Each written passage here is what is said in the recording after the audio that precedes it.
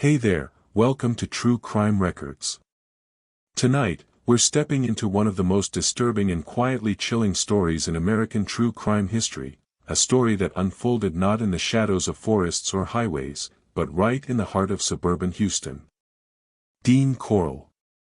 To most of the community, he was the polite man who worked at his family's candy factory, the neighbor who handed out treats to children, the friendly face people never suspected. They called him the Candy Man, a nickname that sounded harmless, almost sweet, until the truth came out. Corll blended perfectly into the neighborhoods of Houston Heights. Calm. Soft-spoken. Unremarkable. He ran a small business, chatted with parents, and moved through daily life like he had nothing to hide. But behind that mild smile lived something darker, a manipulator who exploited trust, used charm as a mask, and built a world where appearances mattered more than reality.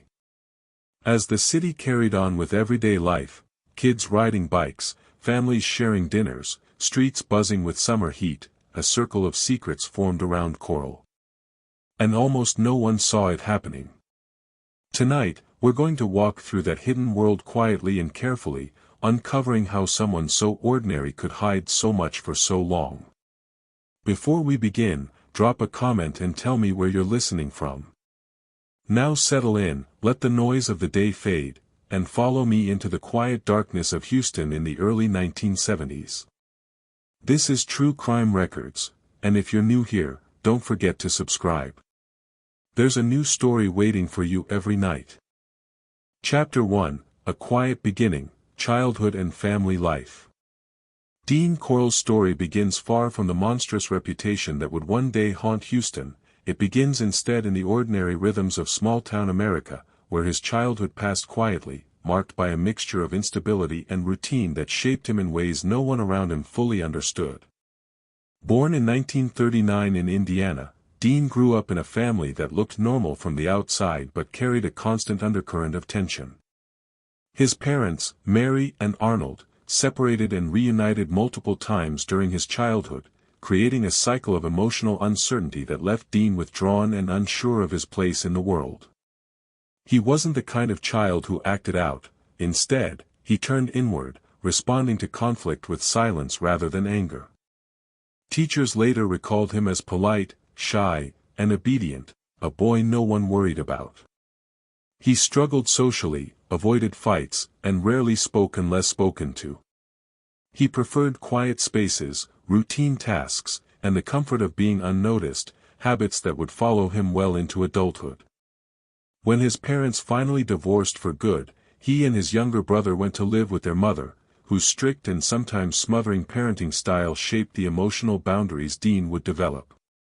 She was protective, decisive, and determined to keep her sons close, but Dean seemed to drift even further inward, cultivating a calm, almost expressionless exterior that rarely revealed what he was thinking. As he moved through school, he remained a background figure, never troublesome, never outstanding, simply there. He spent much of his free time alone, gravitating toward activities that required precision and repetition, like fixing appliances, assembling small machines, and maintaining order in his personal space. When Mary remarried and opened a small candy business with her new husband, something shifted for Dean. The shop became a place where he could lose himself in routine tasks, mixing batches, packaging sweets, stocking shelves, everything done quietly and methodically.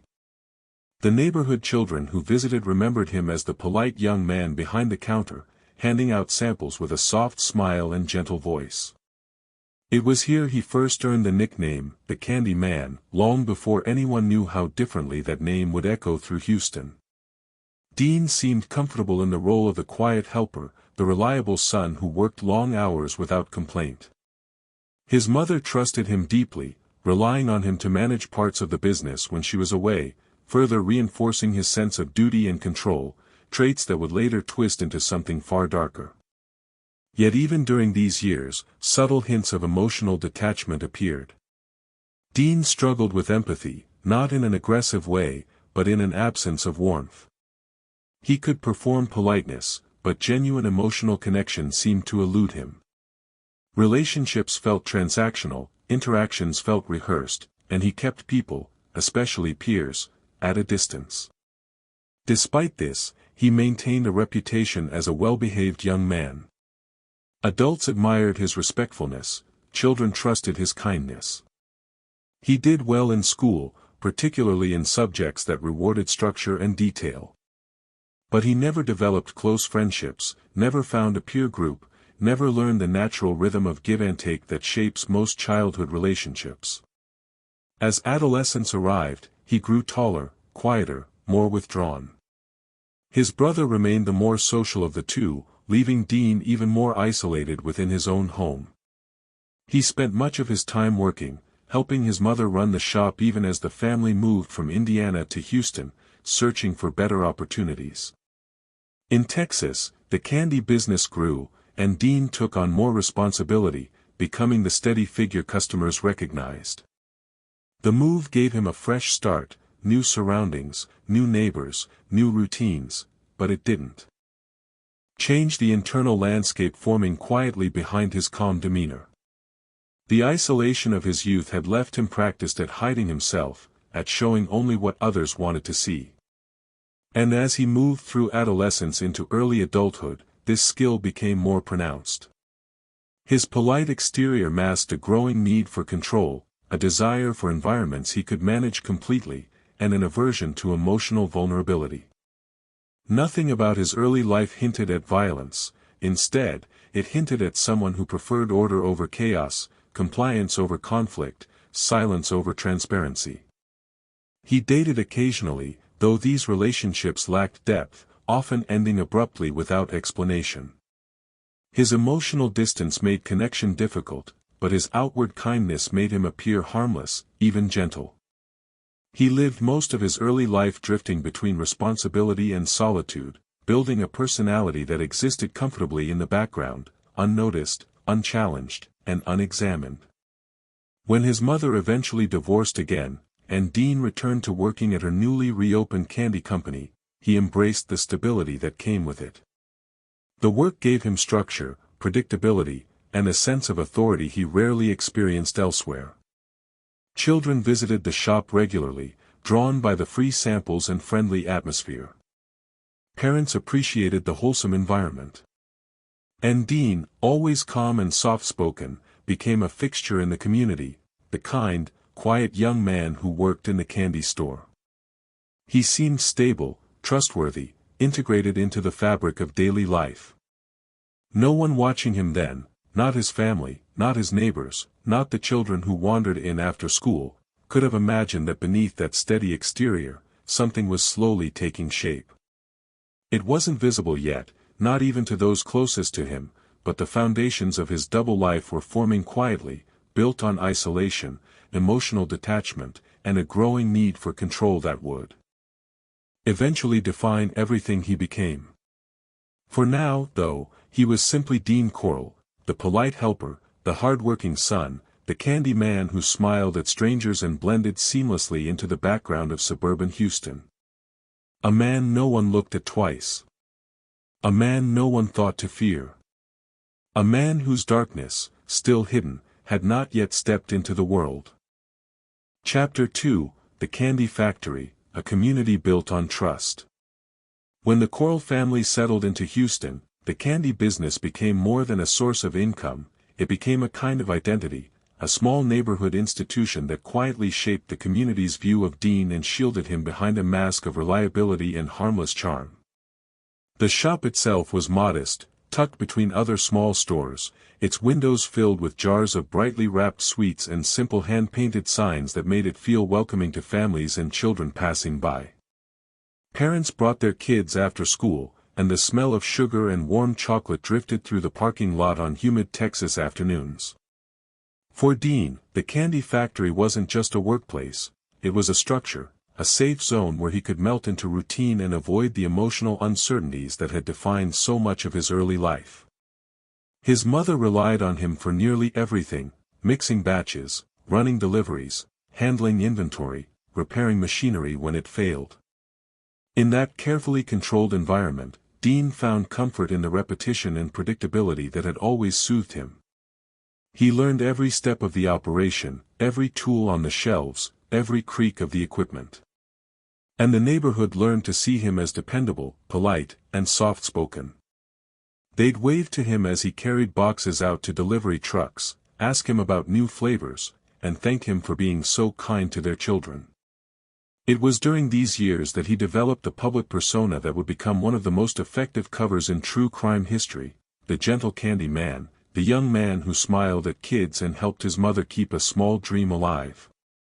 This role, intentionally or not, built an image of innocence so strong that even later, when the truth surfaced, many people struggled to reconcile the polite helper they remembered with the darkness he had hidden so carefully. But beneath the surface, subtle shifts were taking place. Working closely with the shop gave Dean a consistent flow of interaction with children and teenagers, and while nothing in his behavior raised concern at the time, those quiet dynamics slowly planted the foundations of his later life.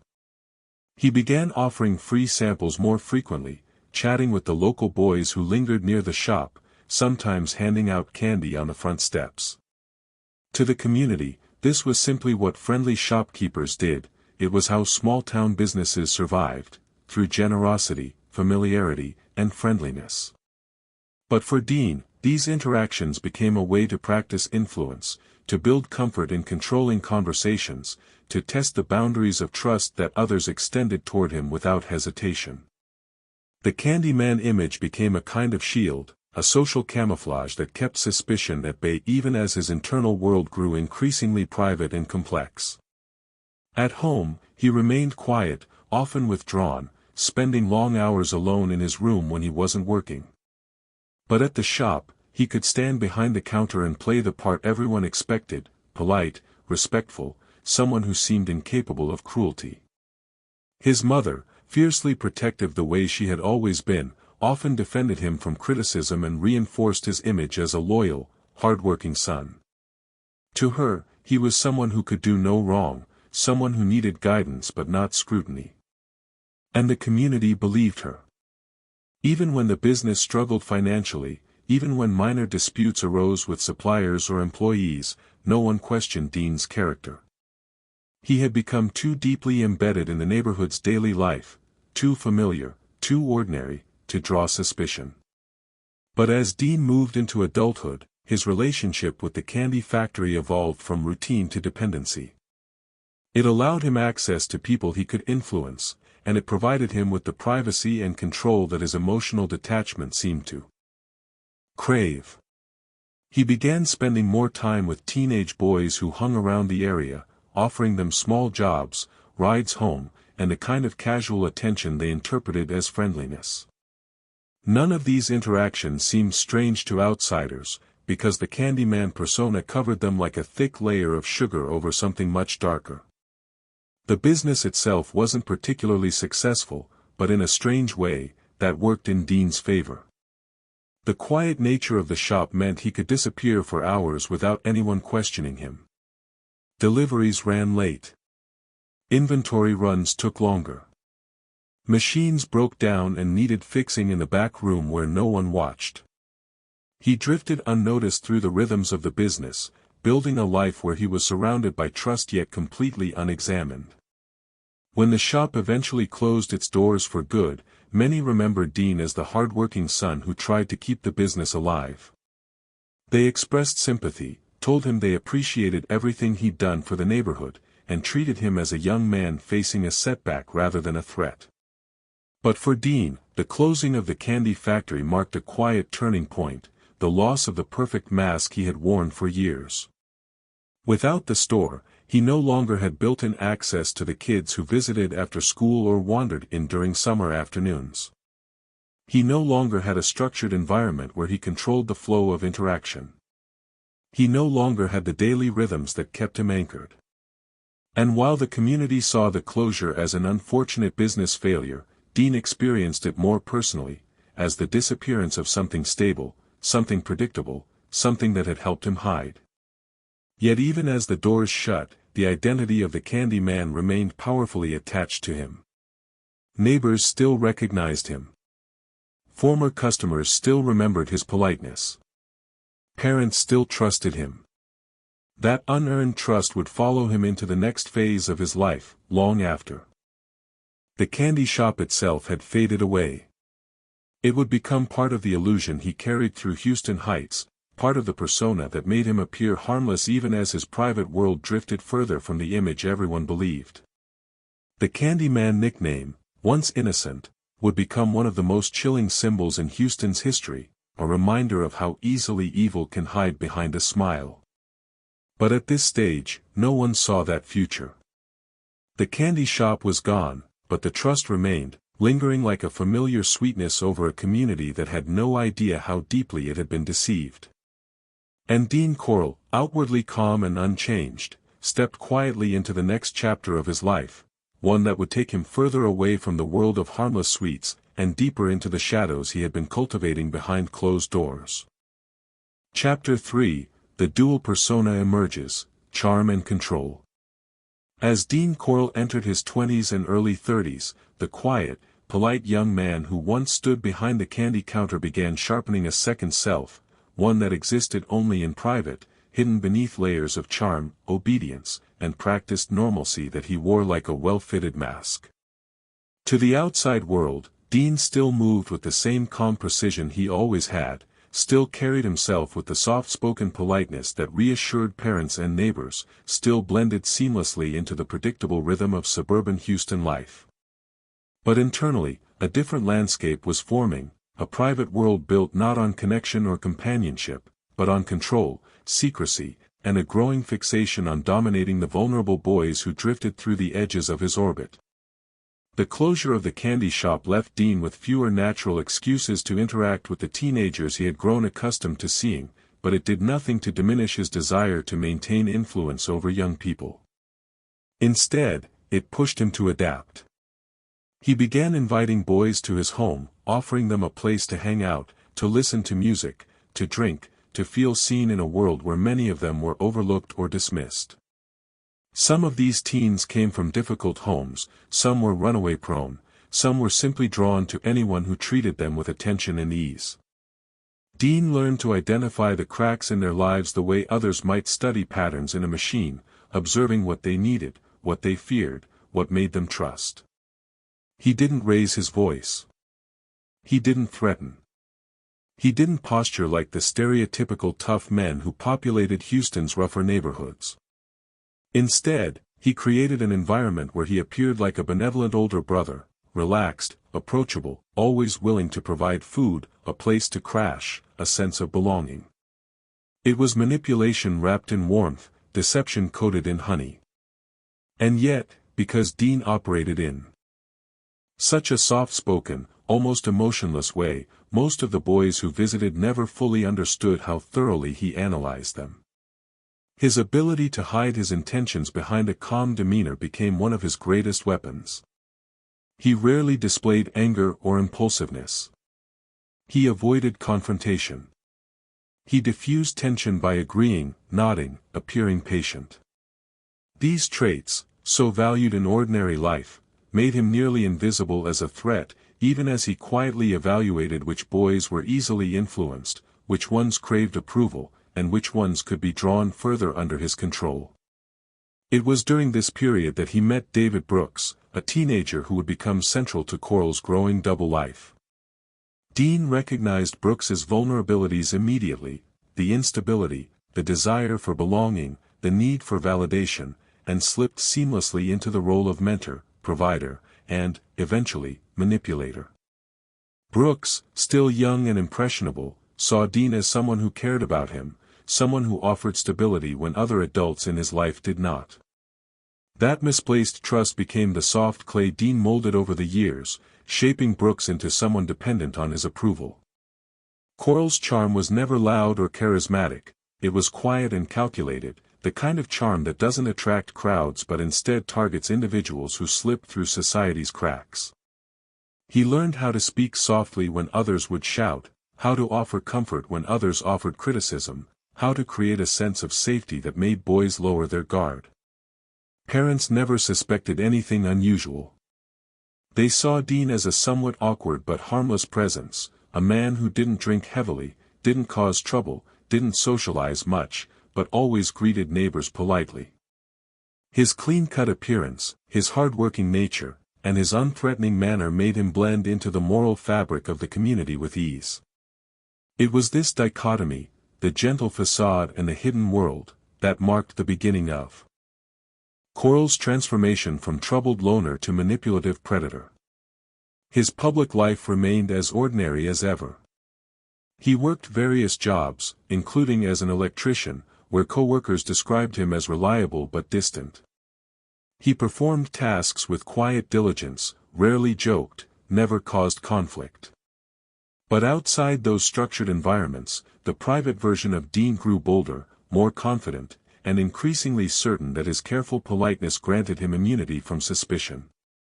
His home became the center of his double existence, a place where he controlled not just the environment but the people within it. He filled his space with items that made teenagers comfortable: radios, snacks, alcohol, a sense of freedom they lacked elsewhere. He studied what made them return. He learned how to keep them dependent on his generosity. And with each passing year, his ability to manipulate deepened, reinforced by the lack of consequences. No one questioned him. No one connected the dots. No one saw the subtle grooming patterns forming under the surface. As Corll's relationship with David Brooks strengthened, another layer of his dual persona emerged, the quiet assertion of dominance. He no longer needed the candy factory to cultivate trust. He had honed the skill of reading weakness, of exploiting emotional gaps. He learned how to make someone feel chosen, valued, understood. And through that, he learned how to control them. Brooks, still in his teens, became the first person Dean fully ensnared in this psychological web, but not the last. What made Dean so dangerous was never anger or impulsivity, it was patience. He could wait weeks, months, even years for the right opportunity to push boundaries. His restraint made him invisible. His calm demeanor made him forgettable. His ability to appear helpful made him trusted. And his capacity for silence made him unknowable. In the broader Houston community, Dean remained a background figure. Neighbors waved to him. Co-workers described him as quiet but competent. Families remembered him as the candy man who once handed out sweets. Nothing about him suggested danger. Nothing hinted at the hidden world he was constructing with meticulous attention. Nothing foreshadowed the storm that was coming. But within that silence, within the soft-spoken politeness, the dual persona was almost complete. The public Dean, mild, respectful, invisible, was the mask. The private Dean, manipulative, controlling, detached from empathy, was the truth. And as the mask solidified, so did his confidence. He believed he could hide forever behind gentleness. He believed no one would ever look closely. He believed the world saw him exactly as he wanted to be seen. And for a long time, the world did. Chapter 4, Houston Heights in the 1970s, a neighborhood unaware. Houston Heights in the early 1970s was a place caught between the past and the rapidly changing future of Texas, a neighborhood where old wooden houses sat beneath sprawling oak trees, where children played in the streets until the sun dipped low, and where families felt anchored by the quiet assumption that danger lived far away, beyond the city limits. It was a community shaped by routine, parents leaving early for work, teens riding bikes to school, families gathering on porches during warm evenings to escape the heat trapped inside their homes. The neighborhood wasn't wealthy, but it was alive with familiarity, the kind of place where neighbors waved from across lawns, where the corner stores greeted customers by name, and where missing a child's voice for an afternoon didn't spark immediate panic. People trusted their surroundings. People trusted each other. In this environment, the arrival of someone as outwardly ordinary as Dean Corll barely registered. He moved in and out of the neighborhood with the same understated presence he carried everywhere else, a man whose personality blended with the quiet domestic rhythm of the community. No one looked twice when he drove by. No one questioned when he invited boys into his home, because adults in the Heights often saw themselves as extended guardians of the children who roamed its streets, it was not unusual for teens to gather at houses belonging to neighbors, friends, or anyone who owned a radio, a pool table, or a shaded porch. It was a time defined by trust, by the belief that nothing truly sinister could take root in such familiar soil. And yet, beneath that warm, communal surface, cracks were beginning to form, small at first, almost invisible, but widening as the years wore on. Houston was expanding rapidly during this period, and the Heights sat on the edge of that growth, experiencing the strain of rising crime rates, increased mobility, and shifting social norms. Teenagers enjoyed more independence, often wandering through the neighborhood without much oversight. Runaways drifted through the city, sometimes staying with friends, sometimes disappearing for days without drawing immediate concern.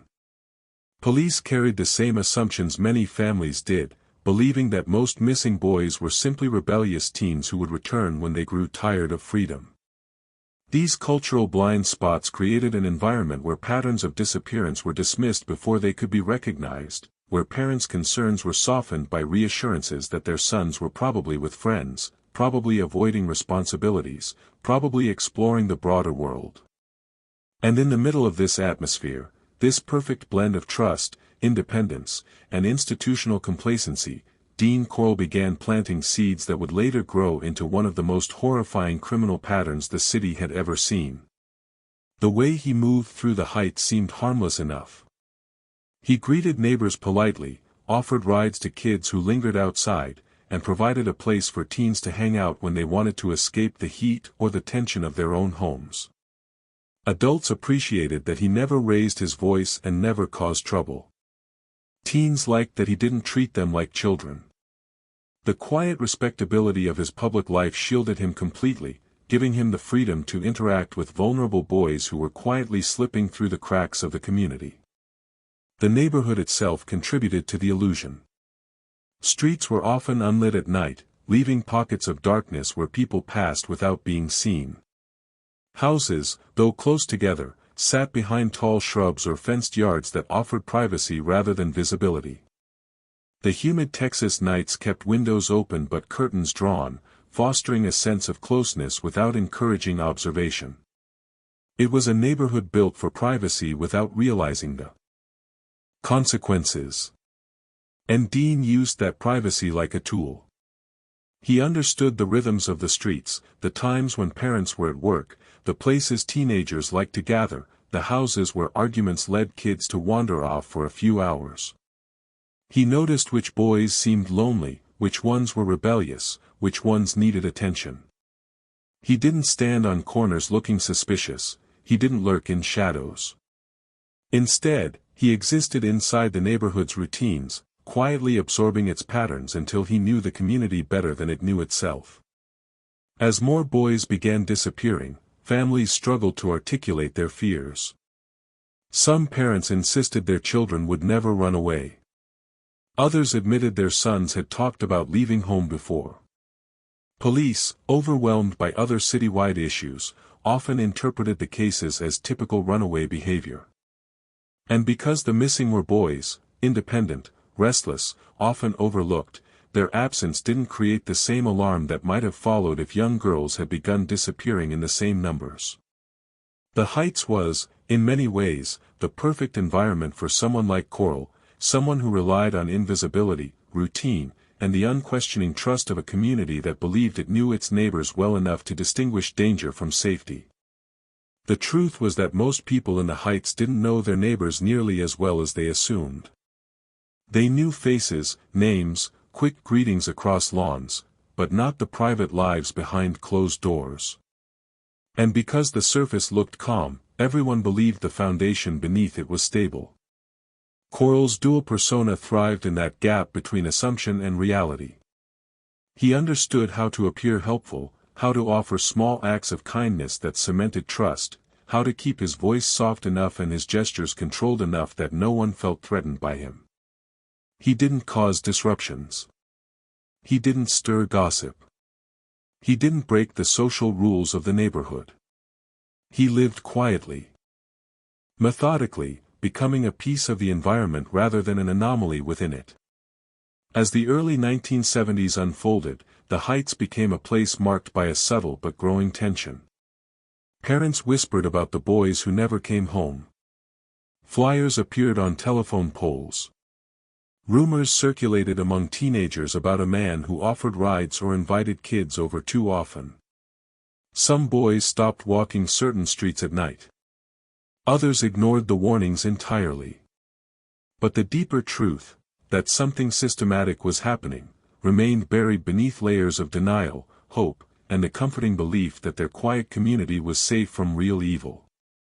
In a neighborhood where everyone assumed they knew everyone else, Dean Corll remained the invisible center of a widening storm.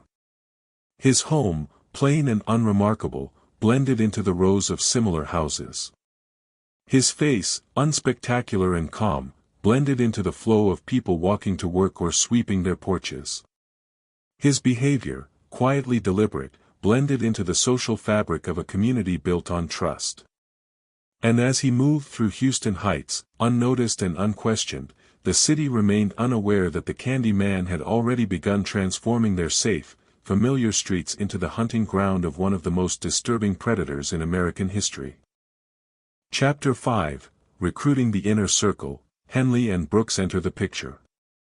The emergence of Dean Corll's inner circle began quietly, shaped not by force or dramatic persuasion but by a slow, deliberate manipulation that unfolded over years, rooted in his uncanny ability to identify emotional vulnerabilities and use them with precision. David Brooks was the first to be drawn fully into Corll's orbit, a boy whose troubled home life, fractured relationships, and constant search for belonging made him susceptible to the kind of attention Corll offered so effortlessly. Dean recognized Brooks's need almost immediately and moved into that space with practiced subtlety, presenting himself as a stable adult figure, someone who listened, someone who offered gifts, rides, and gestures of support that Brooks rarely received elsewhere. Little by little, Dean positioned himself as the one person Brooks could rely on, creating a dynamic in which Brooks began returning to him not out of obligation but out of dependency. The relationship blurred boundaries that should never have been crossed, but because Dean wore his quiet, gentle persona so convincingly, the manipulation slipped beneath the radar of anyone who might have intervened. Brooks began seeing Corll not just as a friend but as a provider, someone who offered a sense of protection from the instability of his everyday life. Over time, the space between influence and control disappeared, replaced by a psychological bond that tied Brooks tightly to Corll's will. And although Brooks didn't understand the full extent of what he was becoming part of, he had already stepped onto a path from which there would eventually be no easy return.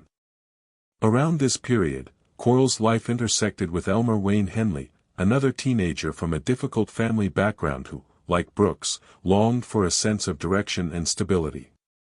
Henley was intelligent, resourceful, and hungry for approval, qualities Corll identified instantly.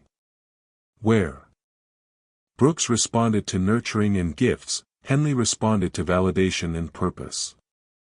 Dean learned these differences quickly and tailored his manipulation accordingly, quietly shaping Henley's perception of him until the boy viewed Corll as a mentor, someone who recognized his potential when others dismissed him. Henley's home life, marked by conflict, financial stress, and emotional distance, left him craving a place where he felt important, capable, and included. Corll offered all of that and more. He gave Henley small jobs, paid him for odd tasks, praised him in a way adults rarely did. Behind these gestures, Corll's true intention materialized slowly, to mold Henley into another instrument of control, someone who could be persuaded, through a carefully curated mixture of flattery and dependency, to assist him just as Brooks had been drawn in years earlier. The process was gradual and calculated, almost invisible from the outside. Corll never acted impulsively. He offered opportunities, rides, meals, money, and let the boys decide to accept, making them feel as though each step deeper into his world was their own idea. He rarely raised his voice, rarely displayed anger, rarely revealed anything that could disturb the trust he was building. Instead, he created a space where these teenagers, who felt overlooked by their families and misunderstood by peers, discovered a twisted sense of belonging. Corll understood how important that feeling was to them. The more he fulfilled that need, the tighter they clung to him. As Brooks and Henley became more immersed in his life, Corll encouraged rivalry between them in subtle ways, not through open conflict but through small suggestions, selective attention, and carefully timed rewards. Each boy wanted Corll's approval, and Corll fed that need with the kind of quiet manipulation that made him seem indispensable. He positioned himself as the center of their world, the figure they needed in order to navigate the chaos of their own lives. And the more dependent they became, the easier it was for Corll to ask for things, small favors at first, nothing unusual, tasks that seemed helpful. Over time, these requests grew in weight and implication, but by then, Brooks and Henley were already entangled in a dynamic that blurred guilt, loyalty, and obedience. They believed they owed Corll something. They believed he was looking out for them. They believed he cared.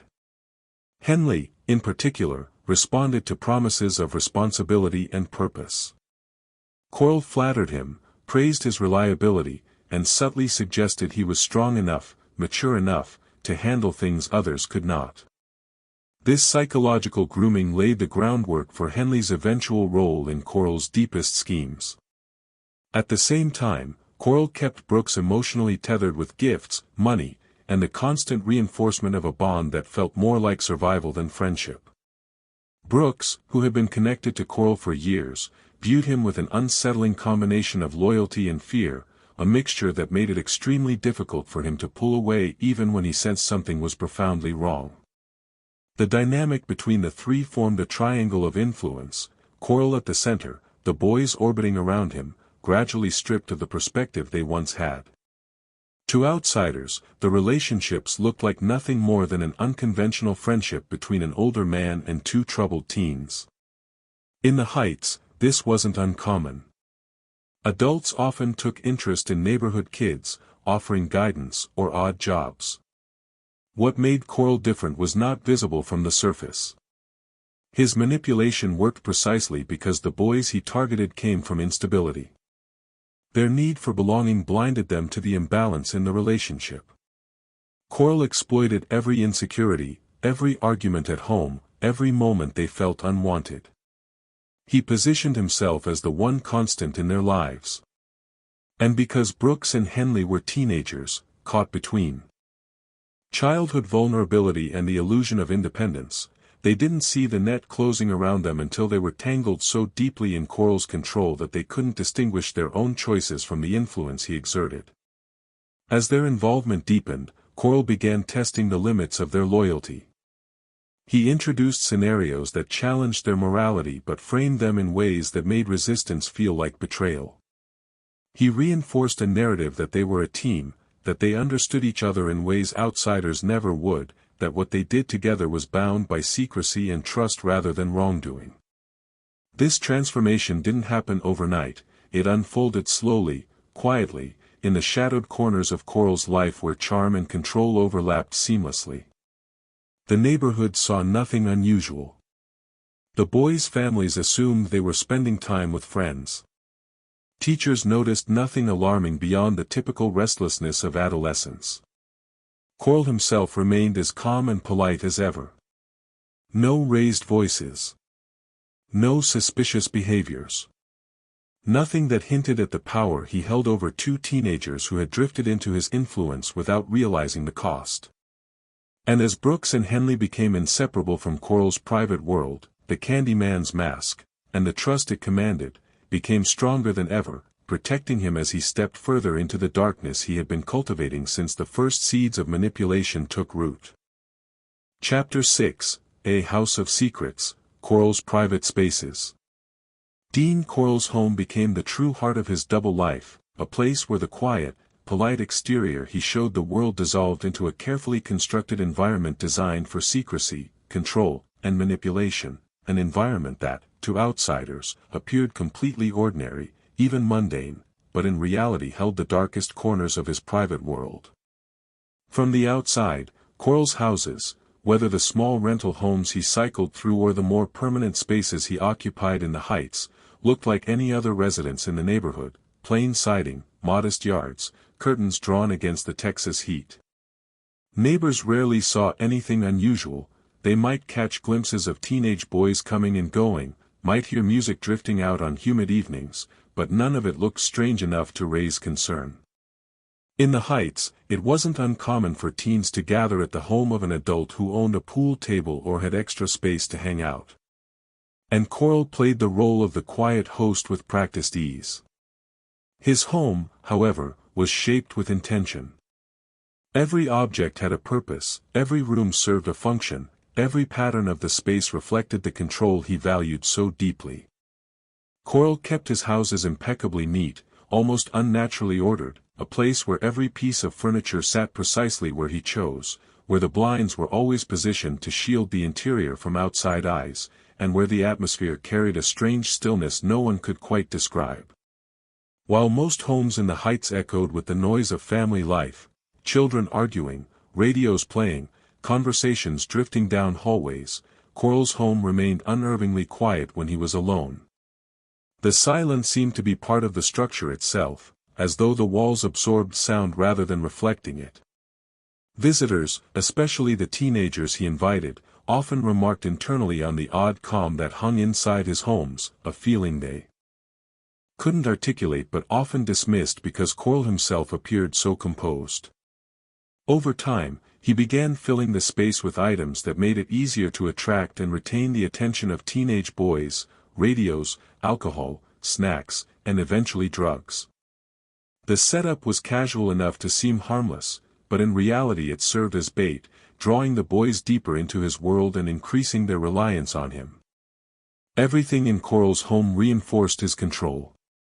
He positioned furniture in ways that guided movement, placed locks on interior doors that a visitor might not notice, and arranged his spaces so only he fully understood their function. The privacy he cultivated inside those walls gave him a sense of power he had never possessed in his public life. No one questioned him there. No one supervised him. No one interrupted. In his home, Corll was free to shape reality exactly as he wanted it. As Brooks and Henley became more entangled in his life, Corll increasingly used his home as the base of his manipulation. He trained them, in subtle ways, to think of his space as separate from the outside world, a place where different rules applied, where Corll's expectations carried more weight than the rules of their families or society. The boys learned to enter quietly, to follow the routines Corll created, to accept his instructions without argument.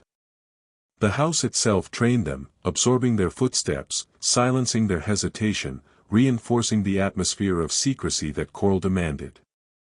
Even when the teens sensed something was wrong, they often pushed the thought aside, because the environment was structured to blur their instincts. Corll's calm demeanor made it difficult to reconcile any feeling of unease with the reality of his presence. He remained soft-spoken, rarely raised his voice, and maintained the same polite gentleness that had protected him for years. That gentleness, paired with his meticulous control of the home environment, numbed the boys' instincts over time. They became desensitized to the strangeness of the space because they were conditioned to view Corll as someone who cared for them, someone who offered support they lacked elsewhere. Corll's control extended beyond mere objects and layouts. He learned how to shape the emotional climate of the rooms themselves, how to create a sense of false intimacy one moment and quiet intimidation the next. The teenagers who spent time there began to associate his home with a kind of suspended reality, a place where their actions didn't feel connected to the outside world. Inside Corll's home, responsibility blurred, morality blurred, time blurred. Hours passed without the boys noticing how long they had been there. Conversations drifted into silences that felt strangely heavy. The air often felt still, as though something unsaid lingered between the walls. Corll encouraged this feeling, because it reinforced their dependency on him, their disconnection from the world beyond the front door. Even the neighbors noticed nothing unusual. To them, Corll's home was simply that of a quiet man who worked long hours, kept to himself, and occasionally entertained a few teenagers who needed direction. They had no reason to intrude, no reason to question why the blinds were always closed or why boys came and went at odd hours. In a working-class neighborhood where people focused on their own lives, Corll's privacy was both common and unquestioned. His lack of social engagement didn't stand out, it fit perfectly within the backdrop of Houston Heights, where solitude was not unusual and where asking too many questions was often seen as impolite. What no one realized was that Corll had engineered the perfect hiding place in the middle of a bustling community. His home was structured around silence and obedience, a place where he held absolute power over the environment and the people who entered it. Every boy who stepped through his door became part of his hidden world, whether he understood it or not. The house became a container for Corll's dual existence, a physical manifestation of the two versions of himself that he had been cultivating for years, the public candy man who once handed out sweets with a smile, and the private manipulator who reshaped the lives of vulnerable boys with quiet, methodical precision. Inside those walls, Corll no longer had to pretend. He no longer had to maintain the gentle persona the world expected of him. Every object, every shadow, every carefully placed piece of furniture served the darker truth he hid from everyone else. And because the house blended into the neighborhood so perfectly, because Corll himself blended into daily life so easily, no one suspected that behind the neatly painted door and politely trimmed lawn existed the carefully maintained heart of a nightmare. Parents walked past his home without looking twice. Teenagers lingering outside saw only the promise of freedom from their own chaotic households. And the community, trusting and unsuspecting, continued their routines while Corll's private world grew darker, more organized, and more dangerous with each passing day. By the early 1970s, his home was no longer just a place where he lived. It was the stage upon which his control, his manipulation, and his private desires converged into something the city would not understand until it was far too late. Chapter 7, The First Victims, A Dangerous Shift Begins. The shift from manipulation to murder in Dean Corll's life did not arrive with sudden fury or dramatic transformation. Instead, it crept into existence the same way every other part of Corll's darkness had, quietly, methodically, and nearly imperceptibly to those around him. The earliest victims were not targeted in a moment of impulse, nor were they chosen randomly. They were boys who had already drifted into Corll's orbit, boys who saw him as a safe place, a source of generosity, a man who offered rides, meals, a couch to sleep on, and an escape from turbulent homes. They trusted him the way children trust adults who appear steady and kind. They did not know they were stepping into a world where the rules were different, where the calm voice and quiet smile masked a growing compulsion rooted in domination and control. The first disappearances in Houston began so subtly that almost no one connected them. Boys vanishing from neighborhoods where running away was common, where teens often left home for days or weeks at a time. Parents reported their sons missing, but the reassurance they received from authorities, that the boys would likely return, softened their fear. Police saw these early cases through the lens of adolescence, assuming rebellion rather than danger. And because the victims were boys rather than girls, the urgency that might have followed similar disappearances elsewhere never materialized. In this atmosphere of complacency and misunderstanding, Corll's transition into violence unfolded unnoticed. Those who revisited his earliest crimes would later describe a man testing the boundaries of his private desires, pushing the limits of control and power he had cultivated over years of manipulation. These first victims were chosen not only for their vulnerability but for Corll's confidence that no one would suspect him, that his mask of gentleness remained too convincing for anyone to see what hid beyond it. The shift took root within the confined, silent spaces of Corll's home, spaces that had become laboratories for the darkest version of himself. Everything in those rooms had been arranged for control, the locks, the restraints, the soundproofing he quietly added in subtle ways, the meticulous order that soothed him and isolated his victims. For Corll, The act of murder was not born from chaos but from the desire to maintain absolute dominance, to silence the unpredictability of human connection by replacing it with a reality he controlled entirely. Each disappearance brought him more confidence. Each unreturned son strengthened the belief that he had discovered the perfect system: find the vulnerable, lure them with familiarity, isolate them in the privacy of his home, and erase them from the world without consequence. Corll understood the weaknesses in the systems meant to protect children. He knew families in the Heights were overwhelmed, fractured by financial strain, worn down by long work hours that kept them from monitoring their sons closely. He knew police departments in Houston were stretched thin, inundated with cases from a rapidly growing city, and largely predisposed to dismiss missing boys as runaways. He exploited these cracks with quiet precision. His first victims vanished so easily that the lack of consequences emboldened him. These early crimes were experiments, dark rehearsals that taught him how to refine his methods, how to structure his home, how to manipulate Brooks and, eventually, Henley into becoming part of this hidden world. In the aftermath of each disappearance, Corll remained calm, polite, and composed. He went to work. He visited with neighbors. He spoke gently to the boys who still trusted him. Nothing in his behavior changed externally, because the division between his public persona and private compulsions had become an impenetrable wall. The boys still living in his orbit saw nothing that alarmed them. Parents still saw a quiet man who never caused trouble. Brooks, already entangled in the psychological web Corll had woven, convinced himself the disappearances were coincidences or situations he didn't fully understand. And Corll, growing more certain that he would never be questioned, allowed his compulsions to deepen. Over time, the disappearances became more frequent. Flyers appeared on telephone poles. Families spoke in hushed tones about sons who never came home. Teachers whispered about students who had vanished without explanation. But the city had no framework for recognizing a pattern. Runaways were common. Teenagers were unpredictable. And Houston was a sprawling, transient metropolis where missing boys rarely generated panic. These early victims would later be identified only through painstaking forensic work, years after Corll's crimes finally came to light. Their names, once spoken daily by families who hoped for their return, faded slowly from community memory as the months turned into years. Their faces disappeared from bulletin boards, their school records quietly closed, their lives treated as unresolved mysteries rather than part of a growing, connected horror. And all the while, Corll continued to refine his methods. His home shifted to accommodate his evolving desires, further locking down rooms, adding restraints, adjusting routines.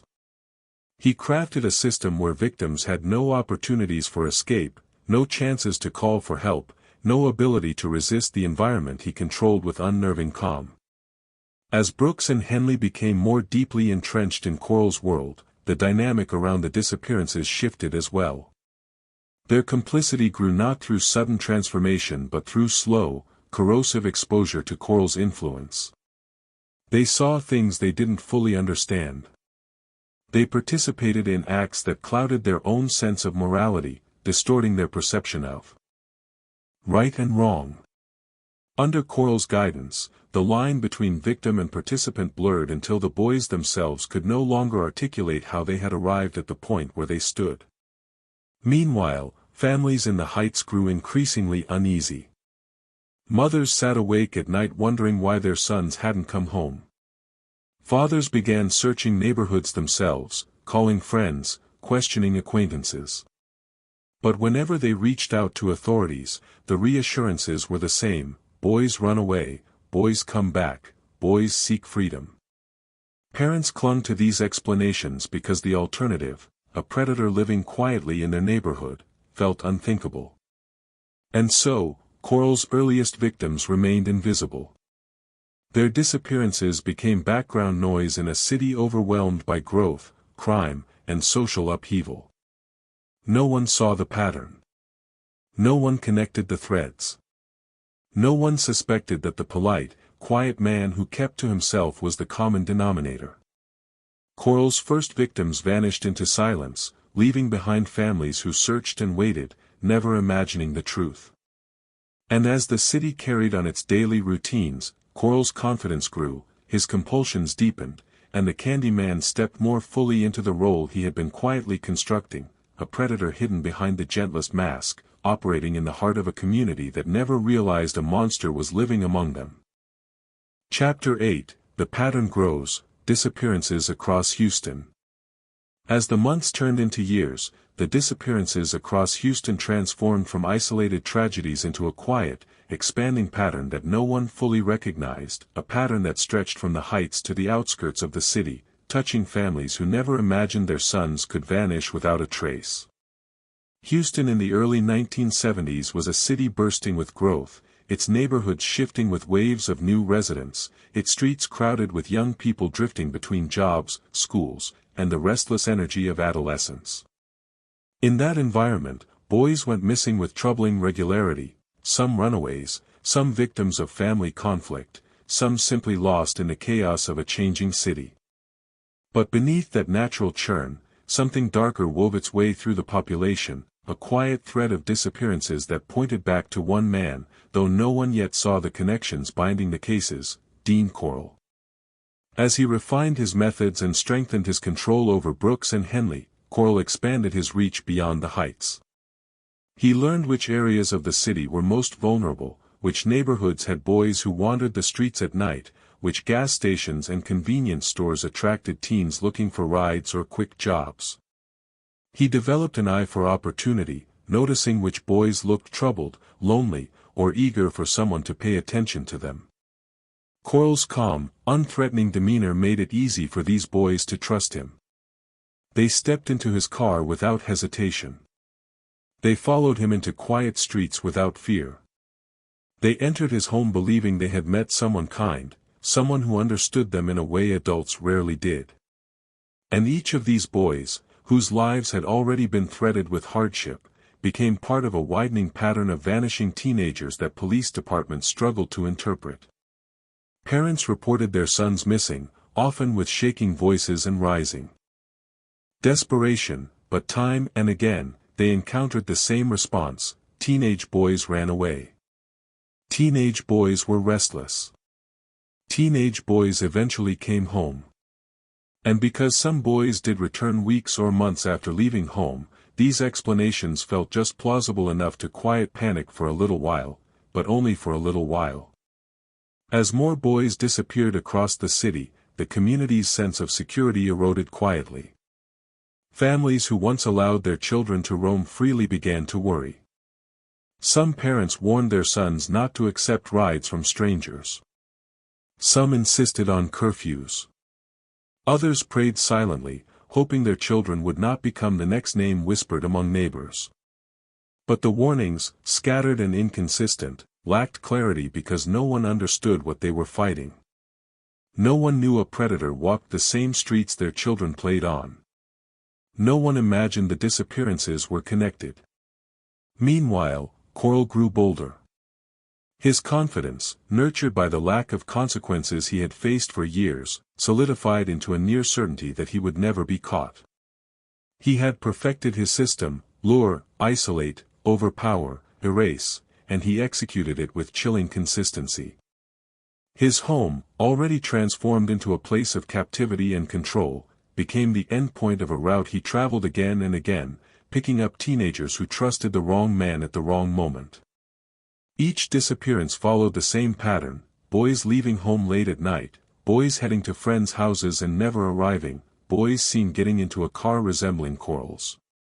But because these details were scattered across different police districts, different families, and different communities, the pattern remained fragmented. Authorities documented each missing boy, but the volume of cases diluted the urgency. Boys who lived unstable lives were assumed to be avoiding responsibility. Boys who had run away before were categorized as repeat runaways. Boys from troubled homes were seen through the lens of their own defiance rather than potential danger. Corll exploited every one of these assumptions. He targeted boys who walked the line between vulnerability and invisibility, boys whose lives made them easier to lure and whose absences made them easier to dismiss. Some families fought desperately against that dismissal. Mothers called police stations daily, insisting their sons would never have run away. Fathers searched abandoned buildings and wooded lots, clinging to hope even as they felt fear tightening around them like a vice. Siblings listened at windows at night, waiting for footsteps that never returned. But their urgency rarely reached the systems that mattered, lost in the noise of a swelling city. And through all of this, Corll continued his quiet existence, maintaining the same polite façade he had always shown the world. He went to work, chatted with neighbors, and appeared as steady and unremarkable as ever. His calm demeanor disarmed those who might have noticed inconsistencies. His willingness to remain in the background allowed him to avoid suspicion. His reputation as a quiet, hard-working man insulated him from even the faintest whisper of wrongdoing. Brooks, long entangled in Corll's influence, continued assisting him, torn between fear, loyalty, and a profound confusion that made him incapable of fully grasping the magnitude of what he was helping to facilitate. Henley, still newer to Corll's orbit, drifted deeper into complicity as Corll positioned each act as something necessary, something inevitable, something the boys needed to participate in to maintain the strange bond he had manufactured. In reality, Corll's methods of manipulation had grown so refined that both teenagers were trapped in a psychological fog, unable to step back and question the horror unfolding around them. As the disappearances escalated, the community began feeling the weight of something unspoken. Parents told their children to stay away from certain streets after dark.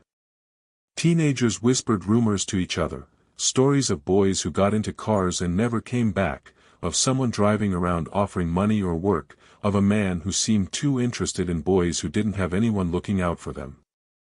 These rumors, while vague, reflected a collective intuition that something was wrong in Houston, something that moved silently through the city, unseen and unrecognized. But intuition is not evidence, and no one had enough information to draw a clear line between the cases. And because Corll targeted boys who were already vulnerable, their disappearances blended into the background of a city that misunderstood the reality unfolding within its borders. Over time, the pattern grew so large that it created an invisible map of tragedy across Houston, one marked by bedrooms left untouched, bikes leaning against fences, school books left half open, and families waiting at windows for sons who would never return.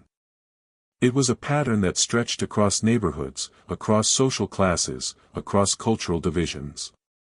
A pattern that linked dozens of families who never met but who shared the same silence, the same fear, the same unanswered questions. And yet, the city still did not see what was happening. The pattern grew, widening with each disappearance, but because Corll hid beneath the mask of ordinary life, because he remained so calm, so unremarkable, so invisible, the truth stayed buried beneath assumptions and misinterpretations.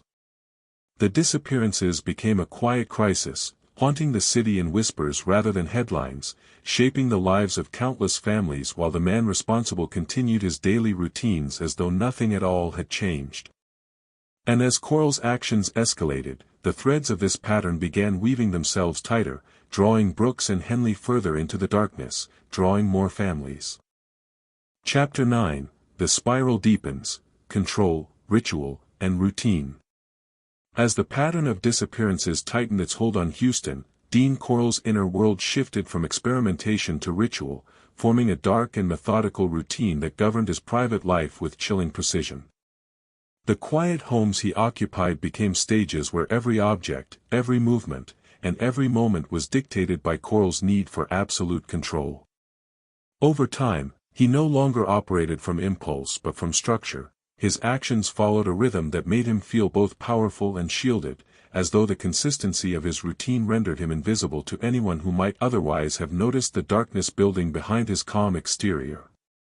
Corll's personality, once subtle and muted, began to fracture further into its two distinct halves, the gentle, polite man who moved through the world without raising suspicion, and the private predator who cultivated a controlled environment where he alone held power over life, fear, and silence. These two selves existed side by side without conflict, as though he had learned to slip between them with the same ease others used to change expressions. In public, he remained soft-spoken, helpful, and quiet, a man whose demeanor invited trust because it never demanded attention. But in the secrecy of his home, he curated a space entirely removed from the outside world, a place where the normal rules of life fell away and were replaced with the rituals he had spent years refining. This duality widened the gulf between perception and reality, allowing Corll to maintain the perfect camouflage while his private compulsions intensified. As Corll's crimes escalated, his reliance on routine deepened. He learned which kinds of boys were easiest to lure, which situations created the least suspicion, and which excuses their absence would be most likely ignored. He created sequences of actions that he repeated with near-perfect consistency, patterns that made him feel secure, efficient, and untouchable. He developed a sense of timing, understanding when families would be distracted, when neighbors would be asleep, when police were least likely to question missing reports. This gave him the illusion that he operated within a protective bubble, one reinforced by his unremarkable public life and the blind spots of a city unprepared for someone like him. Brooks and Henley, now deeply entangled in Corll's orbit, became essential parts of these routines.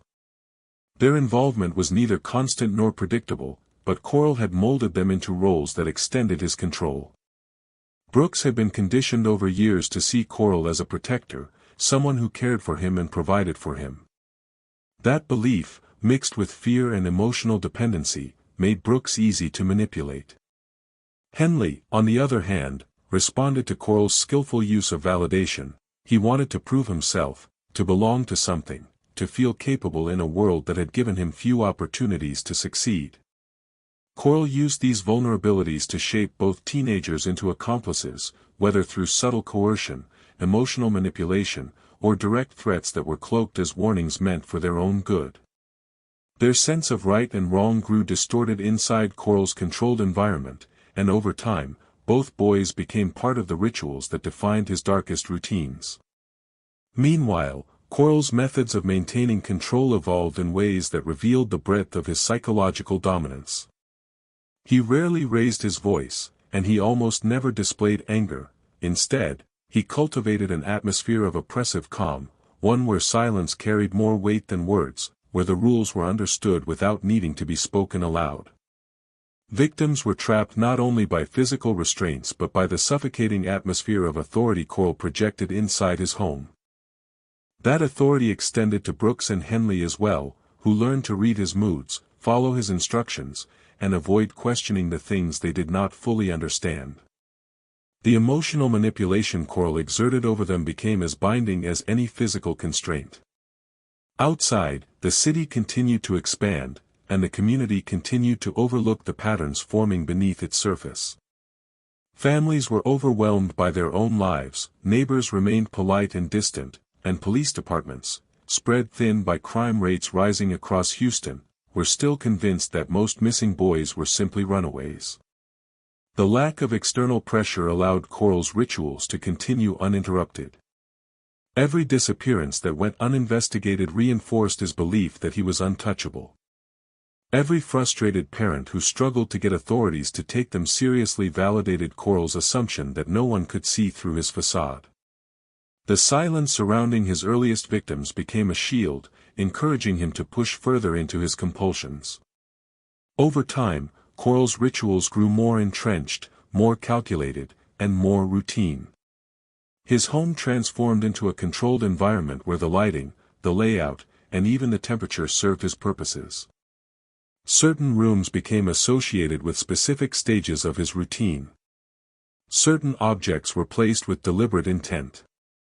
Corll's actions, once exploratory, now followed a sequence so ingrained it became second nature.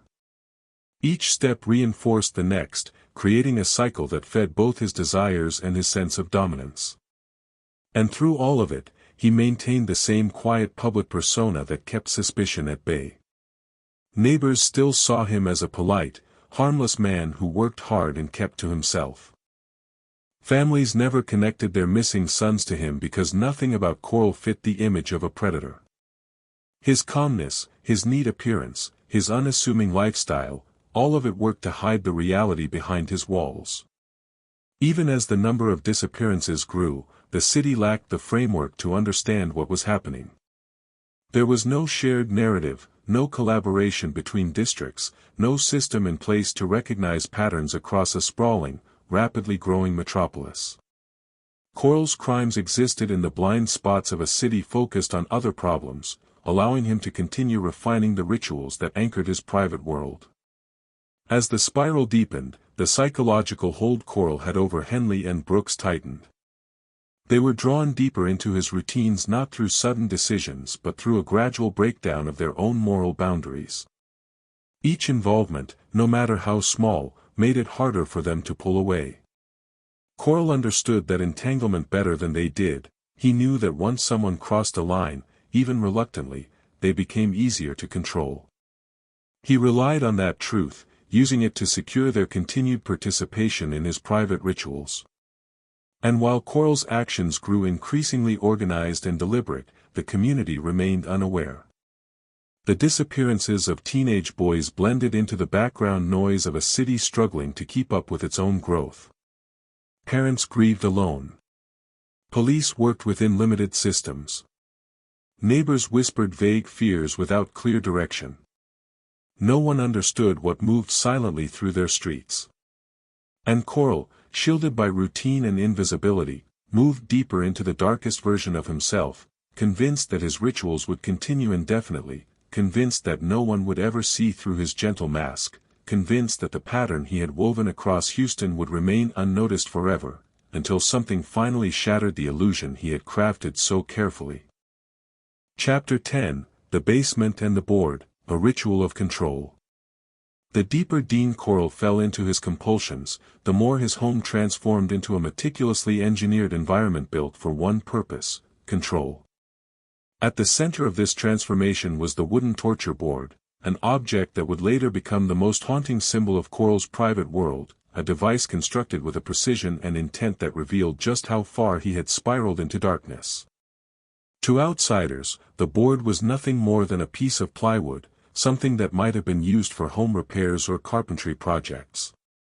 But inside the cocoon of Corll's home, it became the centerpiece of his ritual, a tool of domination woven into every stage of his escalating crimes. The board did not appear overnight, it emerged gradually, shaped over time as Corll refined the routines that formed the darkest parts of his private life. He studied what made victims compliant, what made them silent, what allowed him to maintain the sense of absolute authority he craved. Through small adjustments, adding hooks, reinforcing certain points, experimenting with placement, he built the board into an object that embodied his need for structure, obedience, and control. It became a controlled environment within a controlled home, a physical manifestation of the dominance he sought but never found in the outside world. The basement, garage, or spare rooms where Corll kept the board changed depending on where he lived, but the atmosphere surrounding it remained constant, still, heavy, and suffocatingly quiet. These rooms were stripped of personality, filled instead with objects positioned for function rather than comfort. The floors were often bare concrete. The lighting was dim and centralized, focused more on utility than ambience. The air hung thick with an unnatural stillness that seemed to absorb sound rather than reflect it. Corll maintained these spaces with a kind of obsessive care, ensuring that nothing appeared out of place, nothing interrupted the ritualized atmosphere he had painstakingly crafted. Every nail, every rope, every tool had a designated spot. Corll knew where each item belonged without needing to look. His control over the physical environment mirrored the control he exerted psychologically over Brooks and Henley, and the control he exerted physically over his victims. As the wooden board became central to Corll's process, it also became the focal point of the ritual that bound Henley and Brooks deeper into his world. Neither boy fully understood the significance of the board when they first encountered it, nor did they comprehend the extent of Corll's plans. But over time, exposure desensitized them, eroding whatever boundaries they had left. Corll manipulated their emotions, feeding them explanations, excuses, and justifications that twisted their sense of morality. In Corll's world, the board was just part of a system, one they were expected to accept without question. And because both boys had long lived under Corll's psychological influence, they followed the script he created for them, participating in rituals that would have been unthinkable under any other circumstances. Corll never shouted or threatened in the way one might expect from someone capable of such extremes. Instead, he maintained the same unnerving calm he displayed in every part of his life. He spoke softly, moved deliberately, and treated the board not as a symbol of violence but as an unremarkable tool of his private environment. This composure made the atmosphere inside those rooms even more disturbing. The lack of emotion, the absence of rage or chaos, gave the ritual a chilling sense of inevitability. Victims were not confronted with a man overcome by anger but with someone who acted as though his actions were simply part of a routine he was entitled to perform. Outside these walls, the world continued unaware. Parents searched frantically for their missing sons. Police filed reports and moved on to the next case. Friends whispered theories they didn't dare say out loud. Meanwhile, Corll continued his daily life with the same quiet consistency he always displayed. He bought groceries. He visited family. He went to work. Nothing in his public demeanor hinted at the rituals unfolding behind closed doors. That invisibility was what allowed Corll to perfect his routines.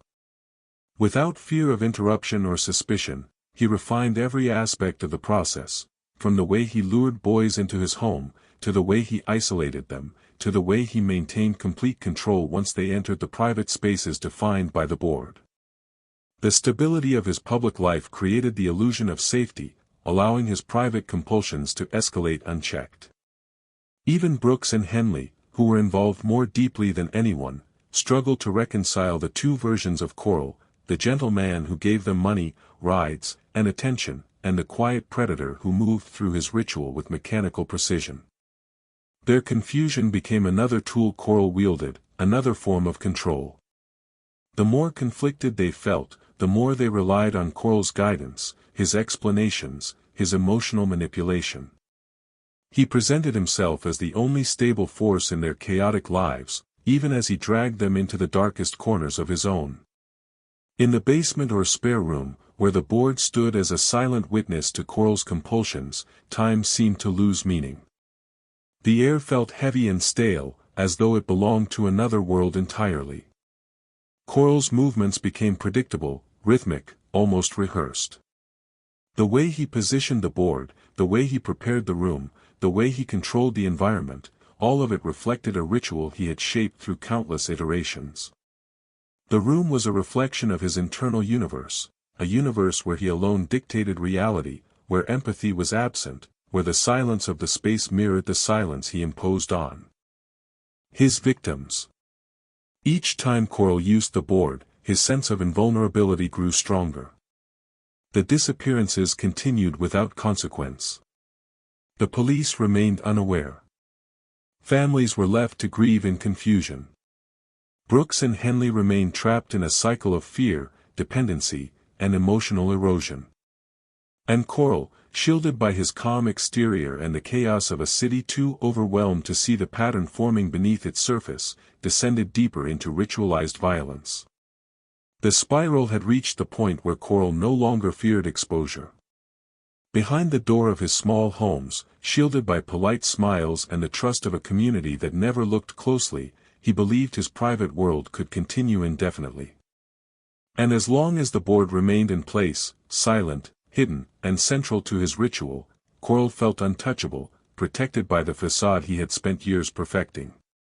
It was this misplaced confidence, this belief in the permanence of his control, that allowed the darkness inside him to grow unchecked as he moved closer to the inevitable breaking point that would finally shatter the illusion he had built. Chapter 11, a city on edge, parents, police, and the missed warnings.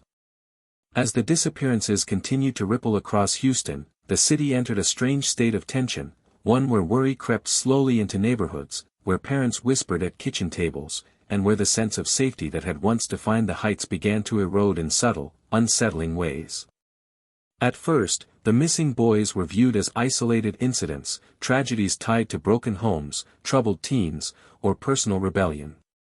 But as months turned into years and names continued to pile onto the growing list of vanished children, a deeper anxiety took root beneath the surface of the community. Mothers who once allowed their sons to roam freely now felt a tightness in their chest each time the sun dipped below the horizon.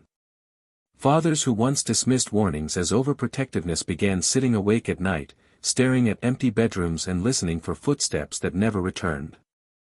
The city itself seemed to hold its breath, aware that something was wrong but unable to articulate the shape of the fear lurking at its edges. This fear was amplified by the tragic gap between families and law enforcement, a gap formed not by negligence but by the blind spots of a rapidly growing city. Houston in the 1970s was a place where drug use, runaway cases, and youth delinquency were rising faster than the city could track. Police departments were overwhelmed, struggling to adapt to the shifting social landscape. When parents came forward reporting missing sons, the response was often rooted in assumptions shaped by that era. Teenage boys ran away, teenage boys rebelled, teenage boys left home for days or weeks at a time. These beliefs, though sometimes accurate, created a tragic barrier for families whose children had not chosen to run at all. Time and again, parents pleaded with officers to look deeper, insisting their sons were not the type to disappear without explanation. Mothers described sons who never missed dinner, fathers described boys who never traveled far from home, siblings described routines that had suddenly shattered. But the system, fragmented, under-resourced, and influenced by cultural assumptions, often dismissed these pleas, offering reassurances designed to calm rather than investigate. This mismatch between reality and assumption became one of the most devastating factors in Corll's ability to operate undetected. Each time a missing boy was categorized as a runaway, Corll gained another layer of protection. Each time parents were told to wait a few more days, Corll gained more time to erase traces of his crimes. Each time a case file was shelved, it strengthened Corll's belief that he was invisible. And because the disappearances were scattered across multiple police jurisdictions, each with its own records, its own officers, its own workload, no one saw the pattern clearly enough to connect the cases.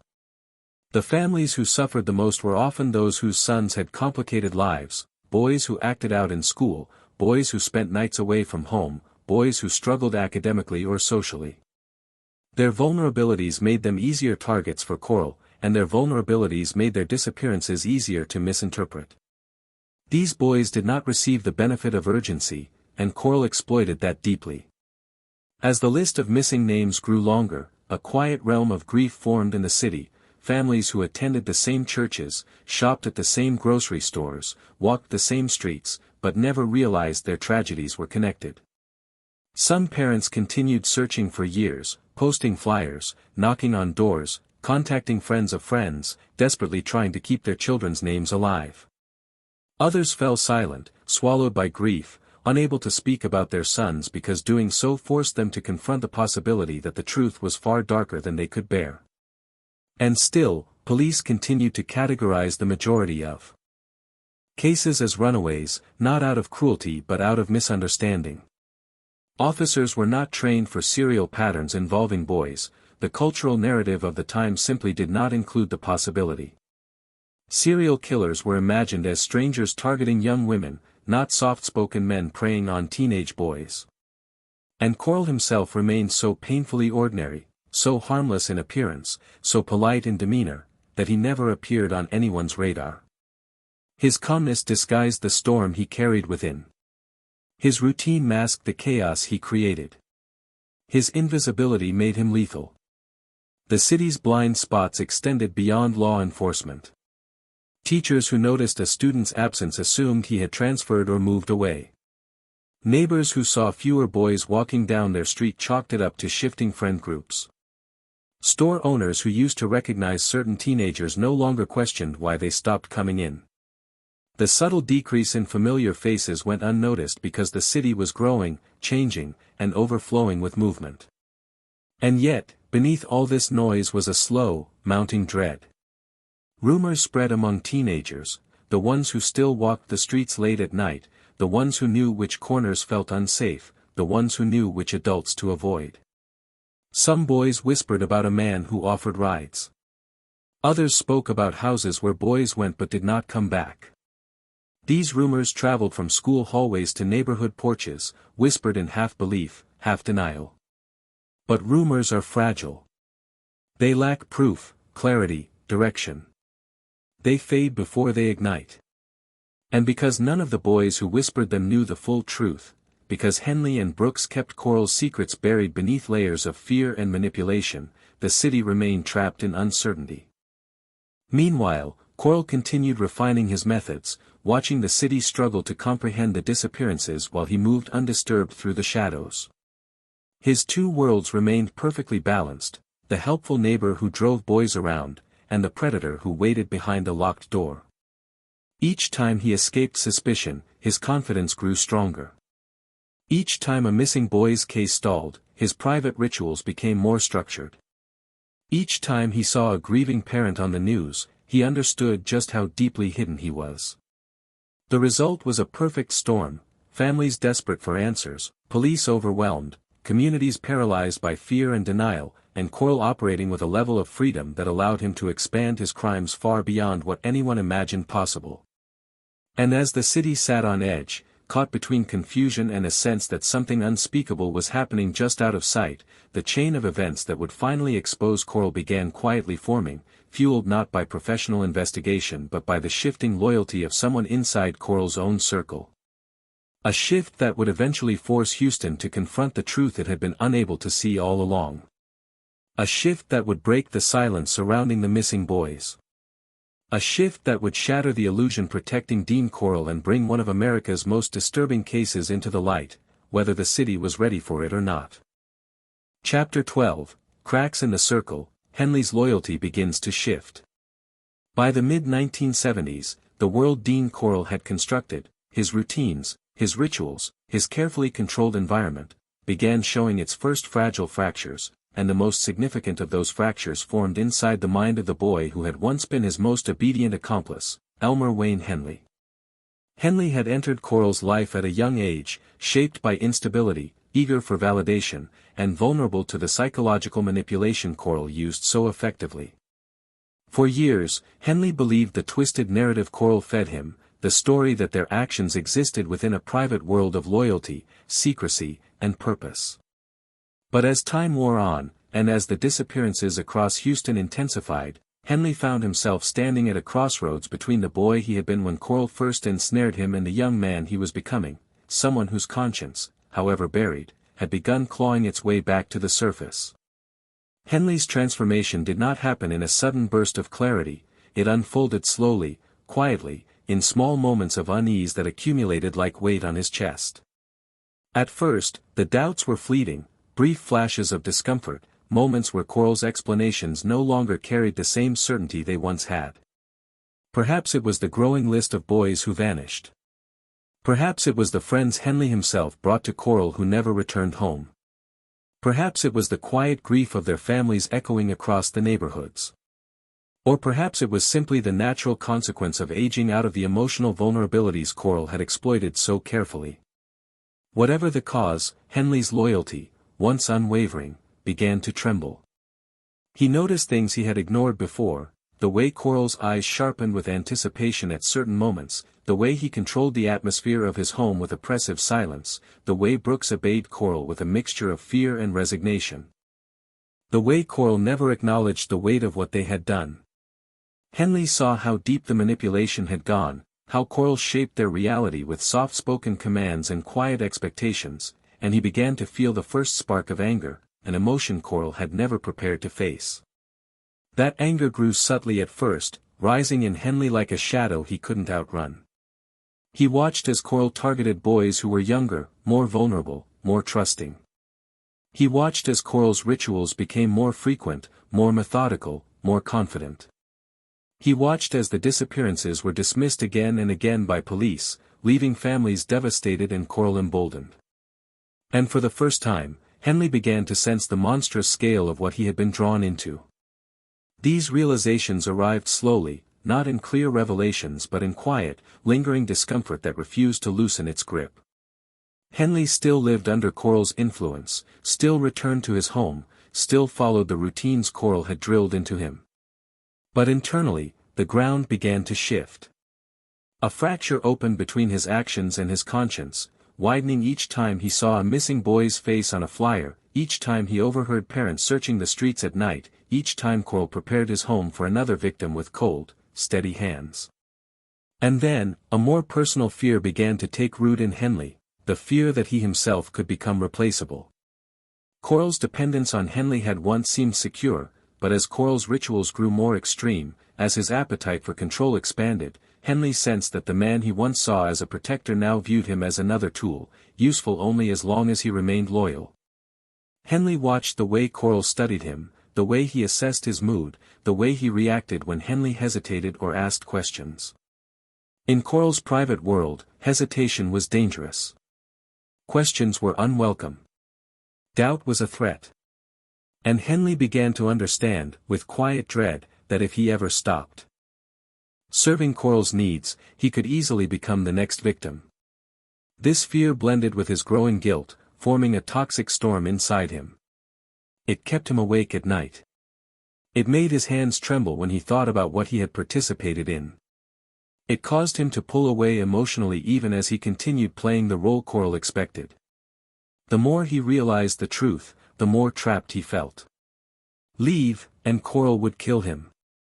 Stay, and Corll would force him deeper into darkness he no longer wanted to face. Meanwhile, Brooks, long manipulated into emotional dependence on Corll, began fracturing under the weight of guilt and fear as well. His quiet demeanor, once shaped by obedience, now flickered with something unsettled. Corll noticed this tension between the boys, though he believed he had enough control over both to keep them aligned.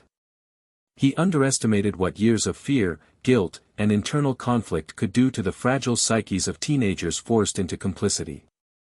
Houston itself seemed to reflect the same tension. The city's atmosphere had changed, parents spoke more urgently, police received more reports, teenagers whispered more intensely. Though no one connected the pattern, the unease in the community began to mirror the unease growing inside Henley. And Corll, increasingly convinced of his own invincibility, failed to sense that the walls he had constructed so carefully were beginning to shift, not from outside pressure, but from the rebellion growing quietly inside the very boy he believed he controlled completely. Henley's doubts slowly hardened into resolve. He began imagining life away from Corll, imagining a world where he could breathe without fear, imagining breaking free from the psychological trap he had lived in for years. He started to consider telling someone, anyone, about what he knew. He considered running away. He considered refusing to return to Corll's home. But each time he felt close to acting, the weight of Corll's influence pulled him back, the memory of threats, the emotional manipulation, the years of dependence that shaped his identity around Corll's approval. This internal tug-of-war pushed Henley to a breaking point, a place where he could no longer ignore the truth or pretend he could endure Corll's demands forever. He still returned to Corll's home, still played the role expected of him, but inside, his loyalty had fractured beyond repair. And Corll, blinded by the confidence built on years of secrecy and success, never realized the shift had begun. Never realized the boy he shaped into an accomplice was transforming into the very force that would eventually destroy him. Never realized that the foundation of his private world, so carefully maintained, so meticulously controlled, was beginning to crack from within. And as those cracks deepened, Henley inched closer to the irreversible moment when fear, guilt, and desperation would collide in a way that would change everything. The city did not yet know it was nearing the end of the nightmare. Corll did not yet know his control was slipping. Families did not yet know answers were coming. But the shift had begun. Quietly. Invisibly. Inside the heart of the boy Corll believed he owned. Chapter 13, the breaking point, the night Henley turned on Corll. The final night of Dean Corll's reign began like so many others, quiet, unremarkable, and soaked in the uneasy stillness that had settled over his home for years, a stillness that hid the tension building beneath the surface. But on this night, the thin line between control and collapse finally gave way. For months, Henley had been drowning under the weight of unease, guilt, fear, and resentment, emotions that collided inside him until they formed a pressure too heavy for him to contain. Corll, meanwhile, moved through his routines with the confidence of a man who believed he had mastered every variable in his world. He believed the boys who helped him were still under his command, still tied to him by fear and dependency, still incapable of resisting his influence. But Corll had miscalculated. The control he thought he maintained had eroded quietly with each passing week, and without realizing it, he was stepping into a moment shaped not by dominance, but by the emotional implosion of the young man he believed he owned. That night began with Henley arriving at Corll's home after an argument with his family, seeking what had once been refuge, unaware that desperation and exhaustion were about to catapult him into the most defining moment of his life. Corll sensed Henley's vulnerability and reacted in the only way he knew, by tightening his grip. His house, with its stale air and oppressive silence, felt like a trap closing in around Henley. The walls seemed to press inward, the familiar spaces feeling smaller than they ever had. Corll spoke calmly, moving deliberately, acting with the same unnerving assuredness he always displayed. But Henley was no longer the boy who obeyed quietly. He was older now, worn down, pulled apart by the contradictions inside him. He had spent years enabling Corll's world while suffocating under the weight of guilt he couldn't release. The missing boys haunted him, their faces floating in the back of his mind. His belief that Corll might one day turn on him had grown into a near-constant fear. And now, standing in the dim light of Corll's home, that fear sharpened into clarity. Corll intended to tighten his control again, this time with a finality Henley had long feared. Tension filled the house like a rising tide. As the hours passed, the atmosphere shifted from strained to volatile, each breath Henley took feeling heavier than the last. Corll's demeanor had changed subtly as well, he was restless, impatient, and irritated by Henley's lack of compliance. He had sensed the cracks but believed he could force them shut. In the past, Henley would have backed down, pushing away his discomfort and falling back into the pattern Corll spent years conditioning into him. But this time, the emotional storm inside him refused to settle. Corll's attempts at dominance only heightened the rage and fear swirling through Henley. And then, the moment arrived, a moment so small and ordinary that no one could have predicted it would alter the course of the entire case.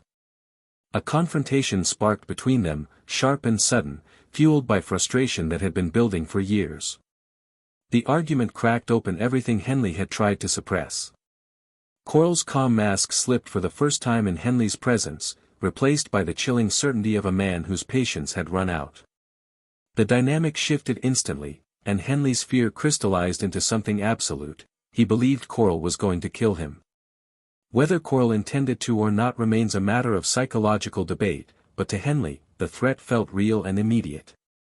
In that split second of terror, every suppressed memory, every boy who disappeared, every lie, every moment of manipulation, crashed into him at once. His lungs tightened, his heart pounded, and a voice deep inside him, buried for years beneath Corll's influence, finally broke through. Corll's fury grew, and the atmosphere shifted from tension to imminent danger. Henley's survival instinct, dormant for so long, surged to the surface with overwhelming force. What followed was a brief but transformative exchange of energy, an eruption of fear and defiance that had been brewing inside Henley since the day he first entered Corll's orbit.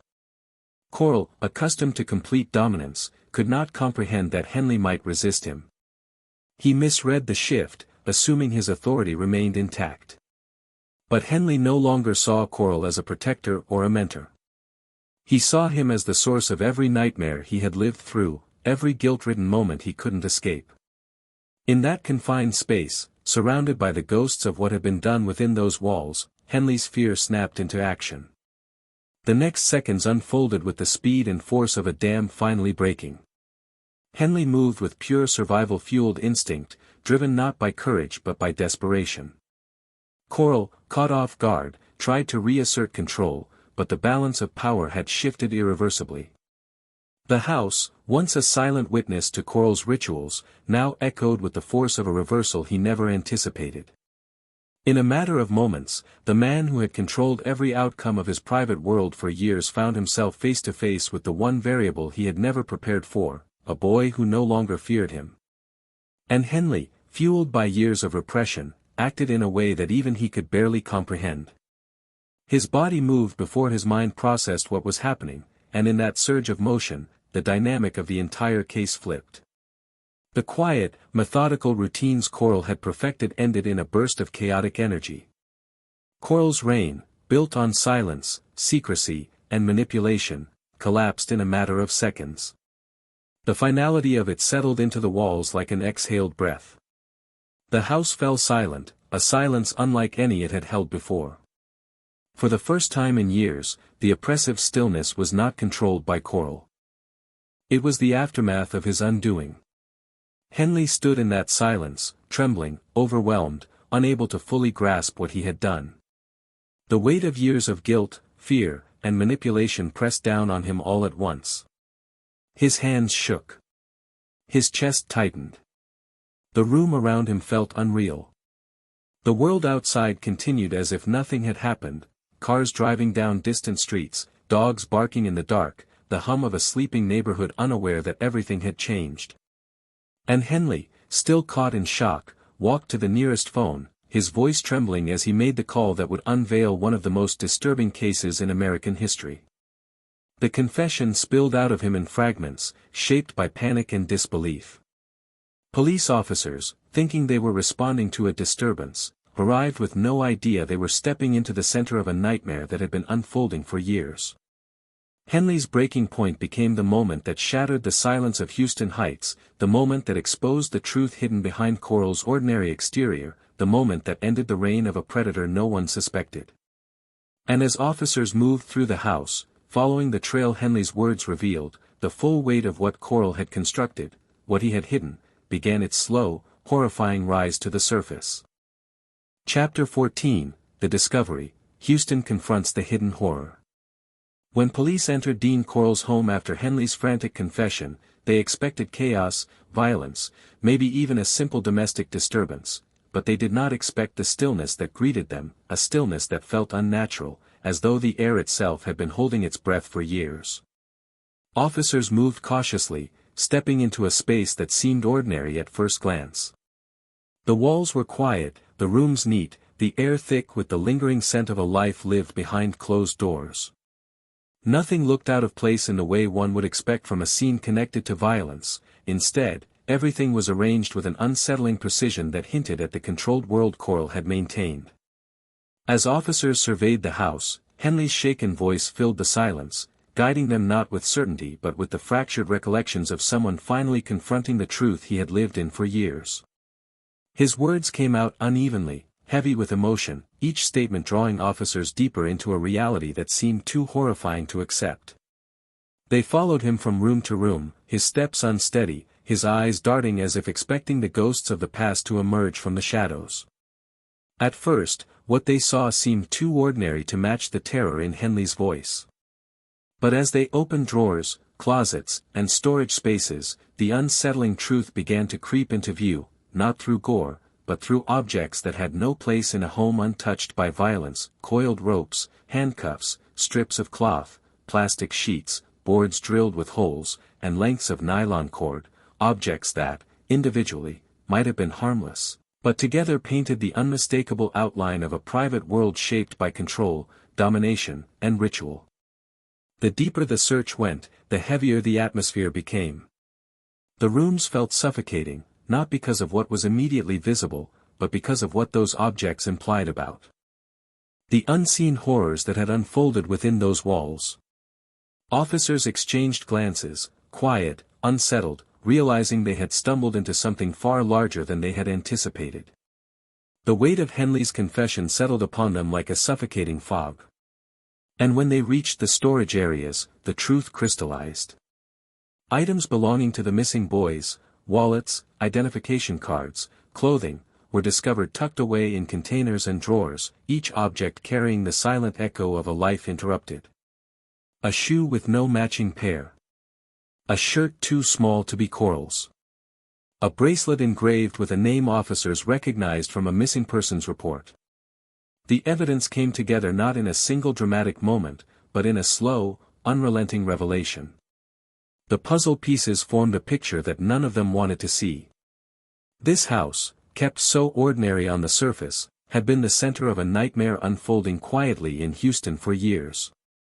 The officers stepped outside briefly, the cool air hitting their lungs like a flood of reality.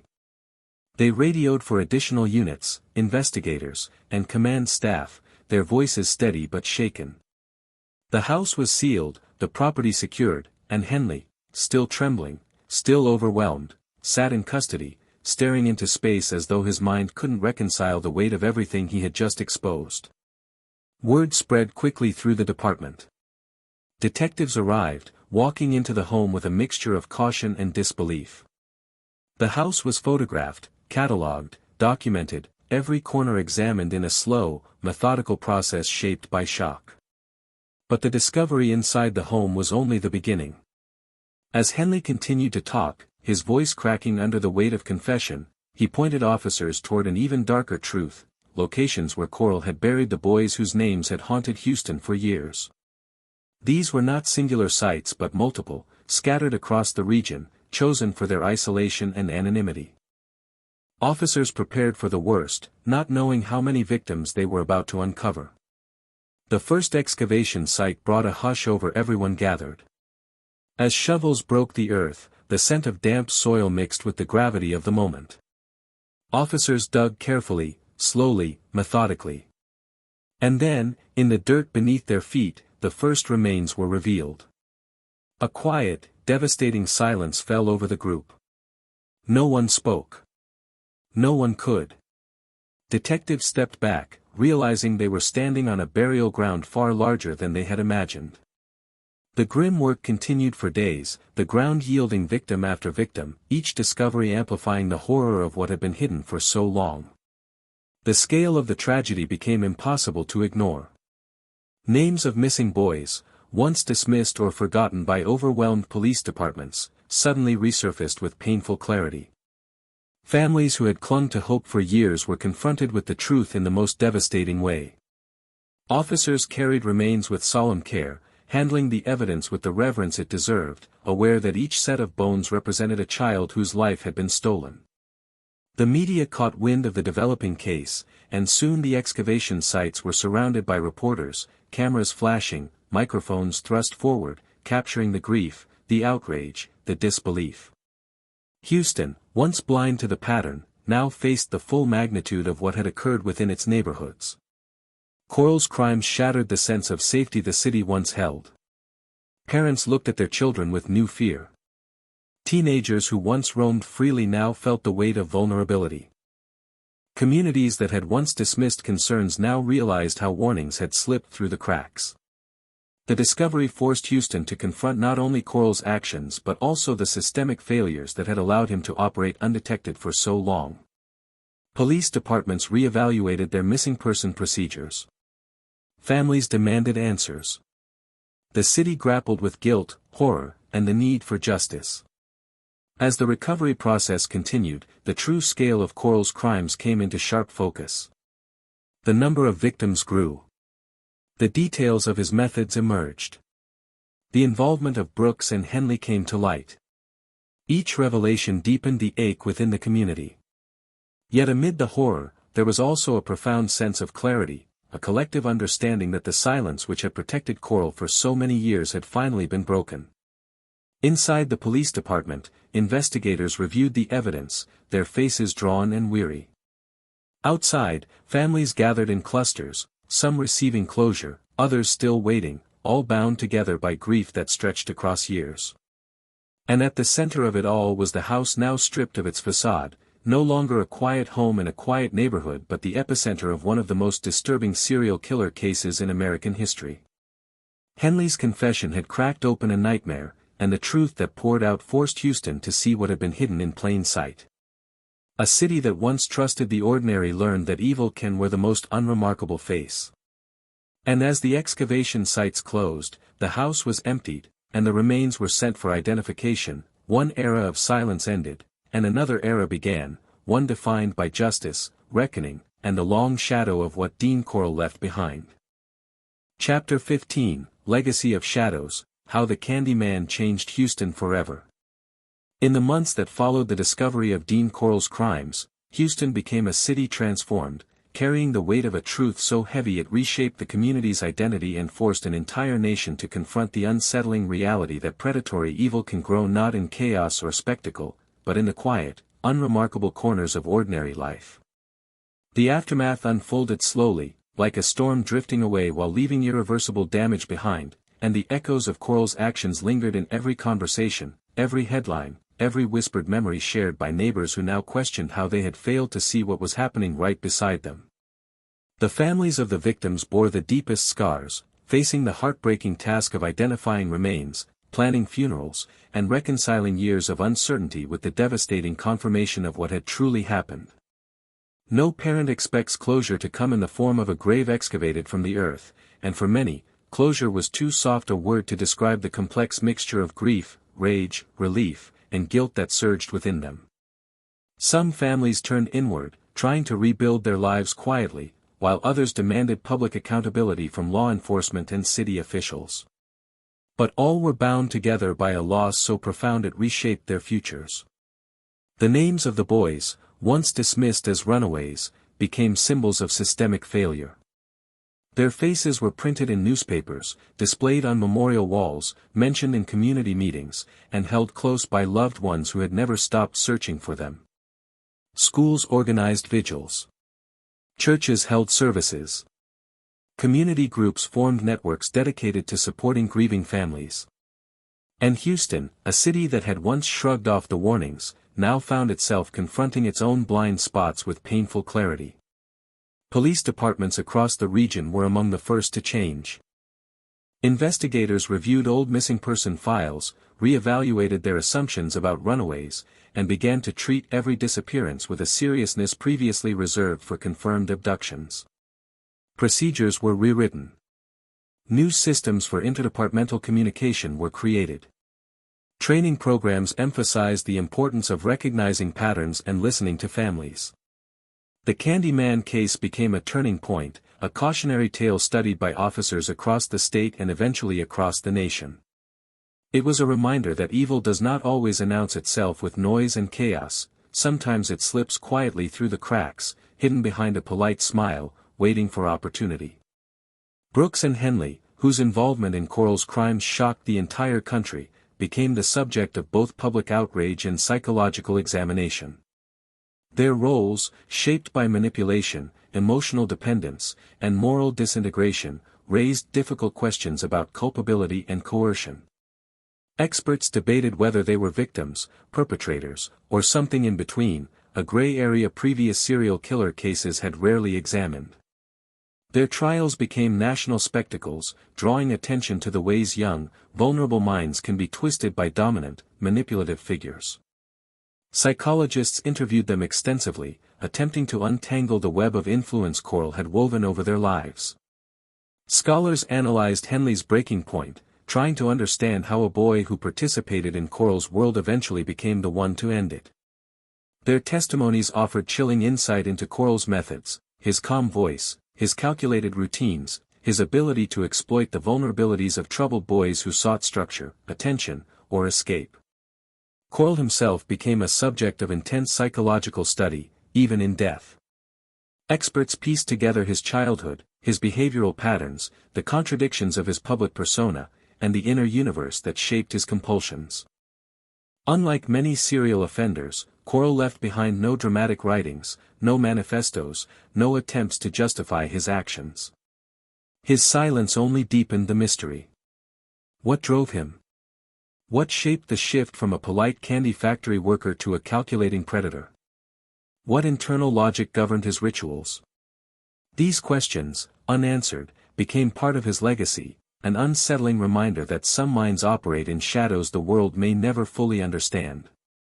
Houston Heights, the neighborhood where so many boys vanished, underwent its own transformation. For years, it carried the weight of being the place where Corll found his victims. Residents rebuilt their sense of safety slowly, leaning on community bonds, supporting one another, and ensuring that the memory of the lost boys was never buried beneath the city's attempts to move forward. Memorial sites were created, marking the locations where remains were found. These places became quiet spaces for reflection, simple, solemn reminders of lives taken too soon. As the years passed, Houston changed. New families moved in, new businesses opened, new homes were built. But the memory of Corll's crimes remained a permanent thread in the city's history, discussed in classrooms, documentary films, criminology courses, and community discussions about safety and awareness. The case influenced national conversations about serial offenders, prompting criminologists and law enforcement experts to rethink old assumptions about victim profiles, offender behavior, and the importance of early intervention in cases involving missing youth. It highlighted the danger of relying on stereotypes, showing the world that serial killers are not always loners, not always visibly disturbed, not always obvious. Sometimes they wear normalcy like a disguise. Sometimes the quietest face hides the loudest horrors. Families across the country grew more wary, more vigilant, more protective. Conversations about safety shifted. Kids were taught to think twice before accepting rides or invitations. Neighbors paid closer attention to one another. The cultural ripple effect stretched far beyond Houston, reshaping the way an entire generation thought about trust and vulnerability. And for those who lived through it, those who lost sons, brothers, friends, the legacy was not simply one of tragedy but of resilience. They carried their grief with strength, becoming advocates, storytellers, and guardians of memory. They ensured the boys' names were not forgotten. They ensured the city learned from its failures. They ensured future generations would be protected by the lessons paid for with unimaginable loss. The story of Dean Corll did not end with his death. It lives on in the families he shattered, the reforms he unintentionally inspired, the psychological studies that attempt to illuminate his darkness, and the collective memory of a city forever changed. His legacy is not one of fascination or spectacle, but of warning, an enduring reminder that evil often thrives in silence, in overlooked patterns, in assumptions, in the spaces where people stop paying attention. Houston learned that lesson painfully. And in that learning, the city rebuilt itself with sharper eyes, stronger bonds, and a deeper understanding of the importance of vigilance. The lives lost to Corll became a solemn chorus urging awareness, compassion, and action. And though the city healed, it never forgot.